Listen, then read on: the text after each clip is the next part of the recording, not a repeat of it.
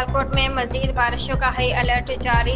शहर सियालकोट और गिरदनवा के नशेबी इलाके तालाब का मंजर पेश कर रहे हैं। सियालकोट से हमारे ब्यूरो चीफ मिर्जा शाहिद बेग की रिपोर्ट के मुताबिक शहर सियालकोट और गिरदनवा की बस्ती नशेबी इलाके ज़रिया आने से हर तरफ पानी ही पानी है। घरों और दुकानों में कई फुट पानी दाखिल हो गया है।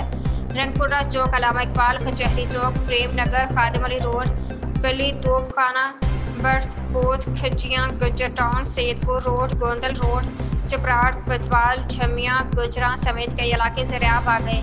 महकमा मौसमियात के मुताबिक मुसलसल बारिशें एक हफ्ते तक यानी 29 अगस्त तक जारी रहने का इम्कान है। ज़राए का कहना है कि दरियाओं, नदियाँ और नालों में पानी की सतह में इजाफे का खदशा है, जिससे मकामी सतह पर सैलाबी सूरत हाल पैदा हो सकती है। दरिया चनाब, दरिया तवीद नाला एक नाला डेक में ऊंचे दर्जे के सैलाब का अलर्ट जारी कर दिया गया है।